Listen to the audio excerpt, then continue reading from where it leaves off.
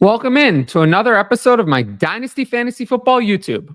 Today, I'm looking at more Dynasty Rookie Sleepers. Make sure to like, comment, and most importantly, subscribe if you haven't. Let's go. So our first sleeper today, Tyrone Tracy. So Tyrone Tracy had a very interesting college career, 6 years in college. In 2018, barely played at Iowa. Then from 2019 to 2021, he played as a wide receiver. Then he transferred to Purdue and he kind of finally saw some action as a running back, kind of a split role. 17 carries for 138 yards and 28 catches for 198 yards. Then in 2023, Tracy finally became a running back more than a wide receiver.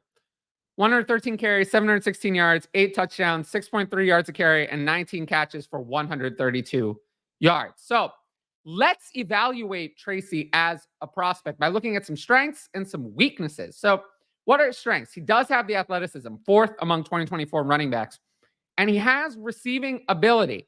And also I would note he was efficient as a runner in 2023 in his 6th college season. So we're going to get to what that means. Some weaknesses. He's really old. He was born in 99. He turns 25 in November. He's older than Javonte Williams, for example, who has played already 3 NFL seasons. He has minimal experience at the running back position. And these types of wide receiver to running back, converts, we always get excited for, and they almost never deliver. It's very rare that they deliver. Think Antonio Gibson for totally not delivering as an example.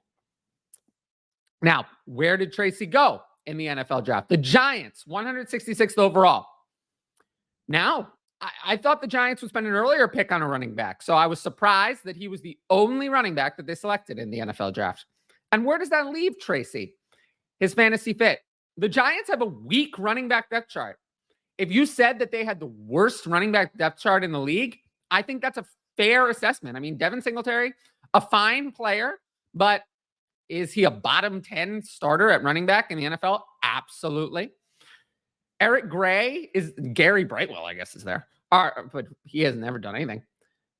Are the only relevant backups. Eric Gray didn't do anything last year. So there's a clear path for Tracy to become at minimum the RB3, maybe even the RB2, because Eric Gray, also a 5th round pick, did nothing last year. I mean, he has no right to the RB2 job. So there's opportunity, which is one of the things you look for in a sleeper. It's either opportunity or a skill set that we see that the NFL undervalued. In this case, it's opportunity. What's his rookie value? 404, 40th overall. So do I believe in Tracy? No. Do I think Tracy is ever going to have a consistent fantasy role? No. But that doesn't matter. What matters in Dynasty is market value. And are you ever going to be able to get a second for Tracy? Probably not. But at 404, you don't have to. You only have to get a couple relevant games or be able to flip him for a third later to get a payoff on your investment. I rank him RB63 in my overall ranks. So a good flyer in the 4th round. Almost all the flyers in the 4th round are running backs. So he fits right in and he has opportunity, which is always what we're looking for. Next up, Rasheen Ali. So Ali, more of a traditional prospect. He played his college career at Marshall. Didn't do much in 2020. But then in 2021, he delivered 250 carries, 1,401 yards, 23 touchdowns, and 5.6 yards a carry, and 45 catches, 334 yards, and a touchdown. So he delivered on the ground with rushing touchdowns and through the air. Great profile.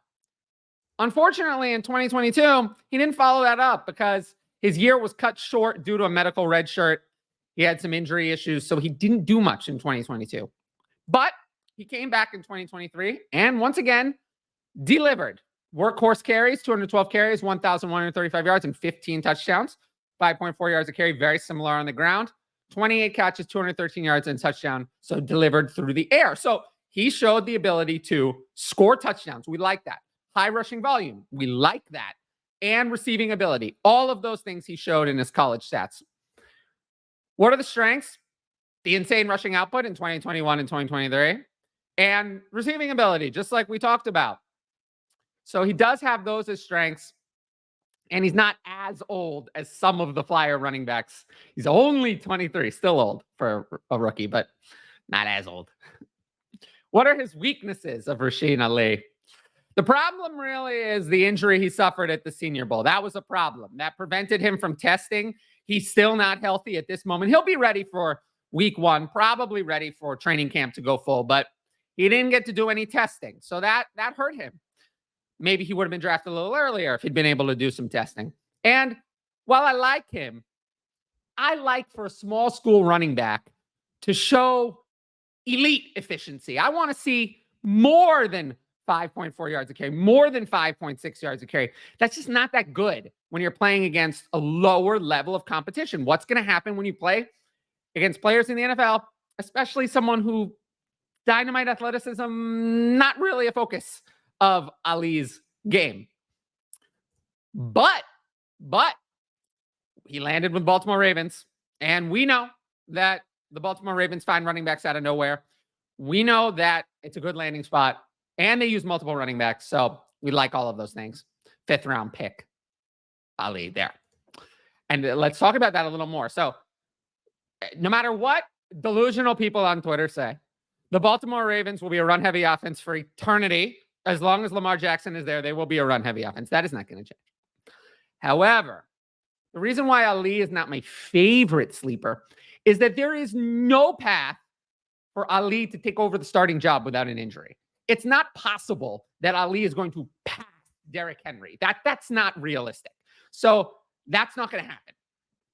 However, he does have a path to the RB2 job. He does have to fight off Keaton Mitchell, who was really good last year, and I do think is a better player, but he suffered the devastating injury. Is he going to come back and be the same better player? I don't know. And career backup Justice Hill, who the Ravens always seem to give too many carries to. So those are some reasons why maybe he's a little lower on my list. I, wish maybe they didn't have one of those players. Therefore, he comes in at 406 for me, 42nd overall. Absolutely comfortable using a 4th round pick on him.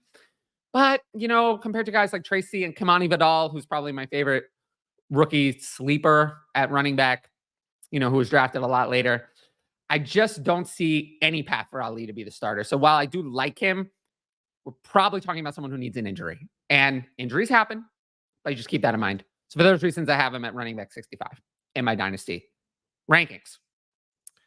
Lastly, Jordan Travis. So Travis, again, is one of those, COVID era 6-year college players. He played, didn't do anything at 2018 at Louisville, transferred to Florida State, didn't do anything. And then over the last 4 years, he's had varying amounts of playing time. In 2020, started a few games. I mean, he was, 55% completion is bad. 1,056 yards, not great. 6 touchdowns, 6 interceptions is bad. Pretty good on yards per attempt. And he did show rushing upside. 97 carries, 559 yards, 7 touchdowns.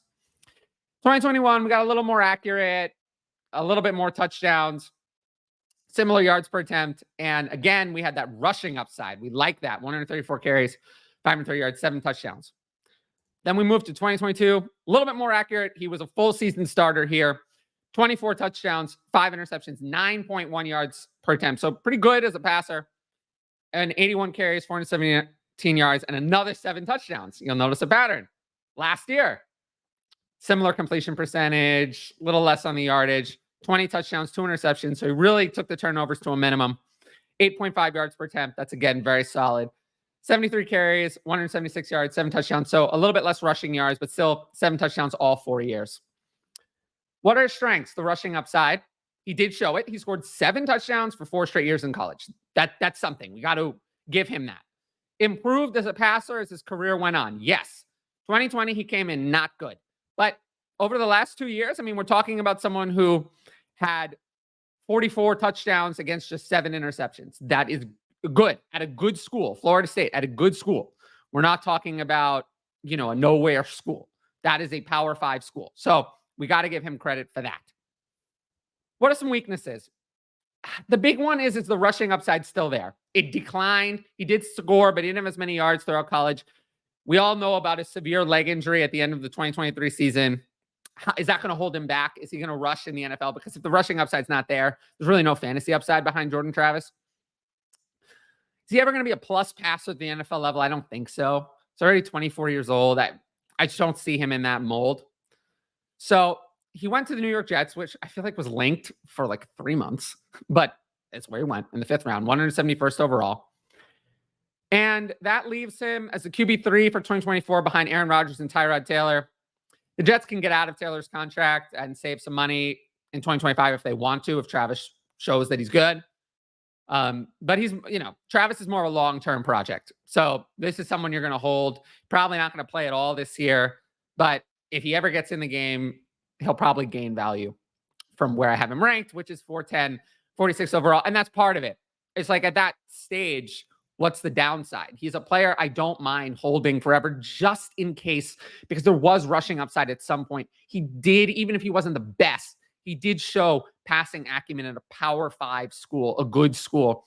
And he, Florida State was on course to be in the national championship conversation when he was still playing. So he's not a bad player. So at that price, I'm willing in Superflex leagues to take a chance on Jordan Travis. And I have him quarterback 49, which is kind of in that, speculative range, alongside like backups like Drew Lock, that kind of player. Now, if you like the video so far, make sure to like, comment, and most importantly, subscribe to the channel. And if you want, you can sign up for the Patreon at patreon.com/fantasyadvice up in the top right corner, where you can ask advanced questions for the YouTube and see my Dynasty, rookie, redraft when it comes, start sit when it comes, all of those ranks, and participate in the Patreon Discord. But we're going to jump into our Patreon questions next. So I have 3 of them. Let's start with number 1. How much, if at all, does league size impact the positional value of players for you? Couple concepts. Number 1, more teams means that more depth is required and studs matter less. Why is that? It's harder to build a team of all studs in a more teams league. In a 10-team league, there's just not that many teams. So there's no finite number of studs. The top teams will usually, after 2 or 3 years, be all really good players. So the team you'll have to win is going to be ridiculous. So you're going to need 5 or 6 or 7 stud players to win there. In a 14-teamer, that's just not going to happen. That's not going to happen. That's very difficult to do. So you're going to focus more on depth and building overall value. The second thing is the Superflex market. There's just a finite number of starting quarterbacks. At most, 32 start every week. So the value of quarterback goes up with league size. Quarterbacks are worth a lot more in a 14-team Superflex over 12-team, over 10-team, which I talk about on here a lot. Next up, advice on startup drafts, optimal pick positions, and best strategy for trading draft picks. In general, I want to be close to the beginning, especially in Superflex, because I can get one of those top quarterbacks. Trading down is king, especially in a startup. It's very rare that I trade up in a startup. In a rookie draft, I'm fine trading up. But in a startup, almost always trading down. I want to accumulate future firsts. Future firsts is always what I'm looking to get in my trade downs. And that's the best way to do that. Last question. Sorry if this has been covered. It actually hasn't. Where would you rank Jonathan Brooks among last year's running back prospects? I haven't talked about this on here too much, but it's pretty simple to break down. If we break prospects into tiers, there's kind of a generational prospect, Bijan Robinson. They come around once every 5 to 10 years. The last one was Saquon Barkley in 2018. Then you have your tier 0 prospects. There's not many of those, not quite generational, but you don't have one in every class. So Jahmyr Gibbs is one. Christian McCaffrey would be one. Leonard Fournette actually was one. And Ezekiel Elliott would fall into that group. Not quite generational, but better than your usual tier 1 prospect. Then you have your tier 1 prospects. They're the RB1s in a lot of classes. You have your Breece Hall. Najee Harris was one. Travis Etienne, Jonathan Taylor, DeAndre Swift for me was one. Josh Jacobs, and actually Nick Chubb were players that are fine, that kind of high-end value. Jonathan Brooks for me is more of a tier 2 prospect. So there are no tier 1 prospects in this year's class. That's comparable to players like Kenneth Walker, Zach Charbonnet, Clyde Edwards-Helaire, Cam Akers, J.K. Dobbins, Miles Sanders, Rashad Penny, Sony Michel, Ronald Jones, Kerryon Johnson, Darius Geis, Dalvin Cook, Joe Mixon, David Montgomery, Javonte Williams. So you hear there are some good names in there, like, Kenneth Walker. And that's one of the best ones. J.K. Dobbins pre-injury. There, and obviously Dalvin Cook and Joe Mixon. There are also some bad ones in there. There's Clyde Edwards-Helaire, Darius Geis, Ronald Jones, Kerryon Johnson. Those didn't work out. So that's kind of the range I have him ranked. When it comes to last year's prospect, it's pretty easy.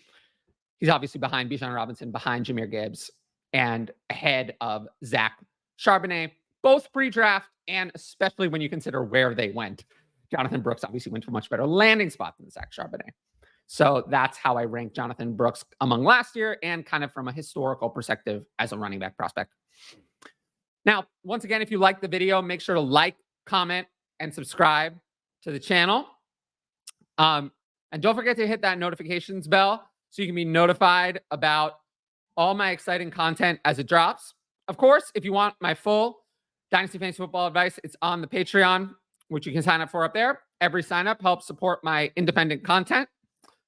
Once again, thanks for watching, and I'll see you all later.